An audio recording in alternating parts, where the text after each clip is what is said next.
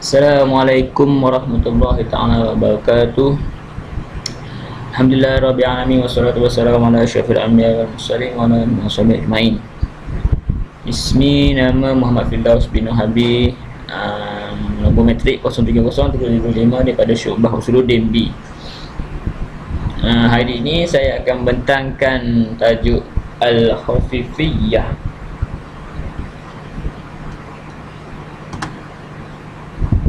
Al-Khafifiyah. Amma Al-Khafifiyun fayantamuna ila Abi Abdillah Muhammad bin Khafif. Mereka adalah kumpulan Taifah Al-Khafifiyah. Ini merupakan murid-murid kepada Abu Abdullah Muhammad bin Khafif.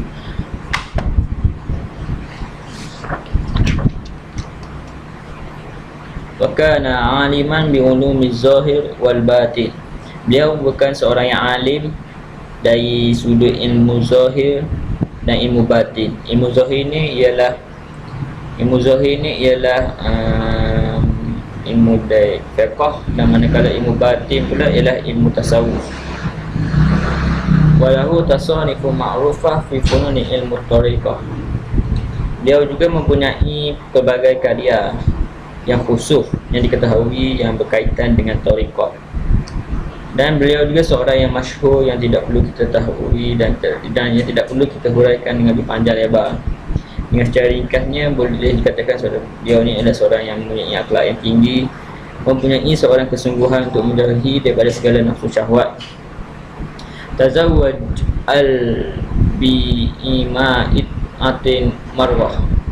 Dikatakan beliau pernah berkahwin dengan 400 orang perempuan. Beliau sebenarnya adalah daripada kalangan raja. Bila mana dia bertaubat daripada kesilapannya dan kembali kepada Allah dan dikenali dengan penduduk Syiraz. Semua penduduk mula rasa kasih pada dia kerana bila terselahnya zahir keberkatannya dalam kembali pada Allah itu.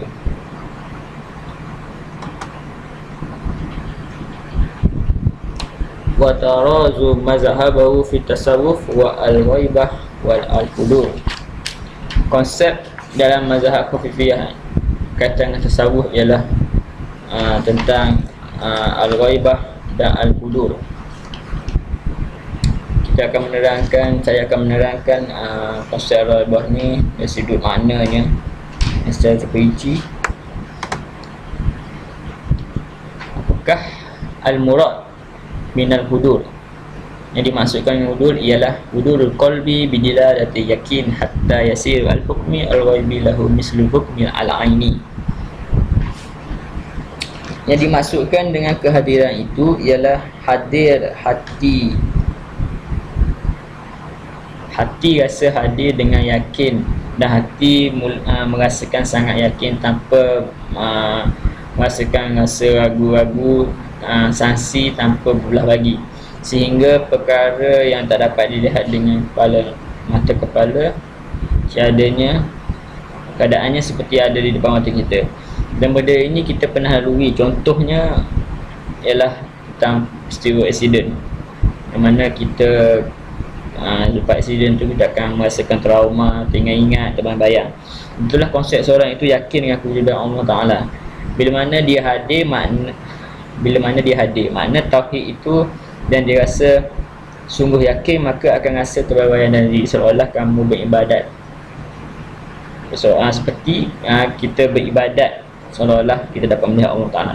Jadi konsep ini adalah perasaan yakin sehingga benda yang gaib itu jelas ada di depan mata.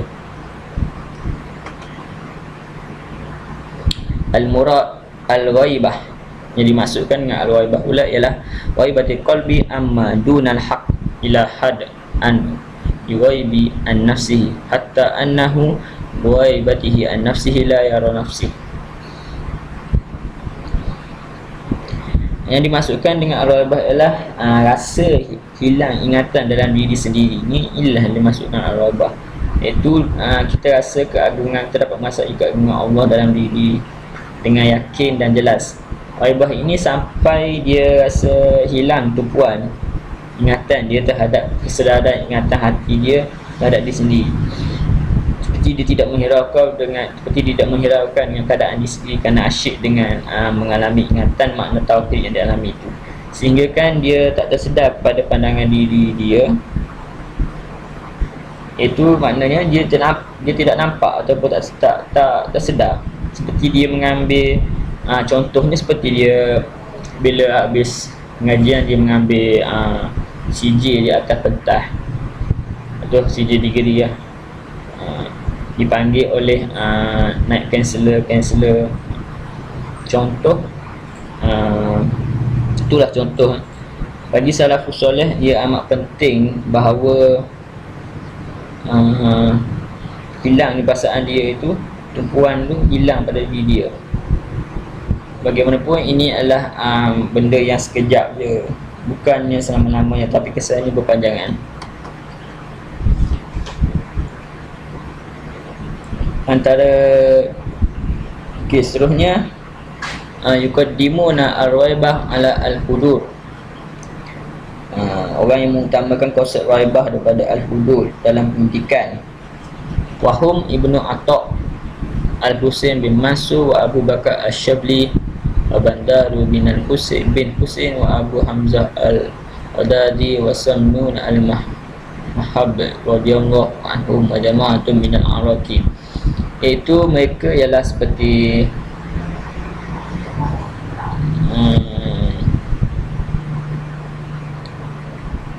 Ibnu Atta'. Mereka ni lebih mengutamakan konsep al-raibah daripada wudu, sampai ada setengah mereka ada mengatakan hijab paling besar untuk kita sampai pada Allah SWT adalah diri kita sendiri. Maksudnya perlulah kita hilang atau kita kikis daripada sifat wujud atau riak atau sikap-sikap sifat yang mazmumah dalam diri kita. Bila mana kita hilangkan diri kita daripada perasaan tersebut terhadap diri kita, pada ketika itulah akan hilanglah kecacatan sifat-sifat yang buruk dalam diri kita. Pada ketika itu bukan diri kita saja, malah ada makam-makam para murid untuk sampai pada keadaan Allah Ta'ala, walaupun dianggap sebagai hijab dalam diri kita. Dan hal ehwal rasa hati yang dialami oleh seorang pun boleh dianggap sebagai jatuhan diri kita. Pada ketika itu kita tidak menghiraukan benda-benda rahsia hati atau karamah-karamah lain, hal-hal hati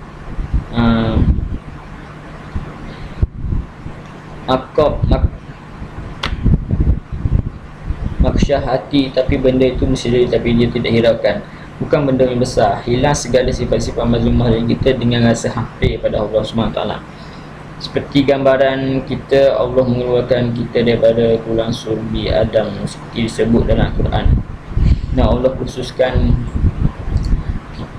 kerana pakaian tauhid kita hadir pada Allah SWT tanpa hijab. Tiba-tiba bila ada atas diri ini dengan sifat jasad kita, mula kita rasa hilang atau hampir kepada Allah SWT. Pada ketika itulah binasa kerana terhadap Allah SWT sebab rasa wujud pada diri kita. Inilah maksud dengan firman Allah Ta'ala. Okay, seterusnya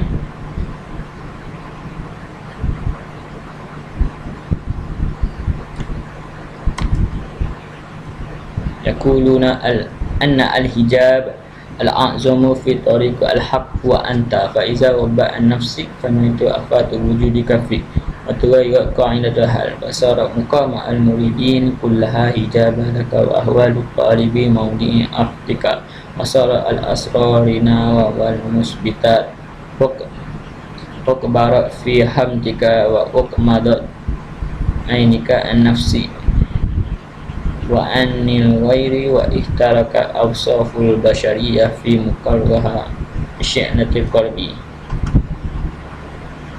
Okay, seterusnya an al-hudur muqaddimu al-waibah. Kumpulan yang mengutamakan aspek al-hudur daripada waibah ini ialah seperti Qari al-Muhasibi, Al-Junaid,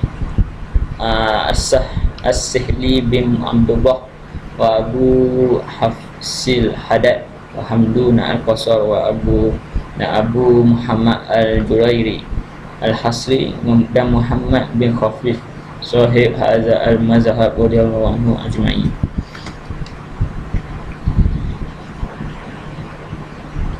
Lianna kullu alwan al-jumli mun'iqadatin fi al-hudu wa irabah an-nafsi tariqu ila al-haqqi fa iza aqbala al-hadrati sari afdan fa kaliman ghaibi an-nafsi yakuna la mahadat hadiran bil haqqi. Khulasah kesimpulannya, hadza huwa ma'na al-ghaibah wal hudul awratuhu muhtasiran litakuna qad arafta maslika al-khafifiyah wa ta'rifu aidan ma muradu haula al-qaumi min al-ghaibah wal hudul wala wawli aksaru min hadza la al-amri ila at-tatwi wa mazhabna fi hadha al-ihtisar. Kesimpulannya ialah antara makna contoh-contoh ghaibah atau hudul yang ditatangkan oleh Syekh Al-Hujwiri dalam kitab secara ringkasnya sebagai tadahu bagaimana penghayatan rohaninya. Dan juga kita dapat tahu apa yang dimaksudkan sebagai al-ghaibah dan al-hudud supaya kita sendiri tak terkeliru. Jadi kalau nak menjelaskan lebih panjang, tak perlulah kita cari dalam kitab ini, tapi perlu kita cari dalam kitab lain yang dibahaskan oleh ulama tentang al-ghaibah dan al-hudud. Tapi pada bagaimanapun di sini kita mesti memahami maksud al-ghaibah itu dan al-hudud bagaimana yang dipahami oleh Sunan Sufiah di sini supaya jelas sikap kita ada orang yang alami keadaan ini. Syukran.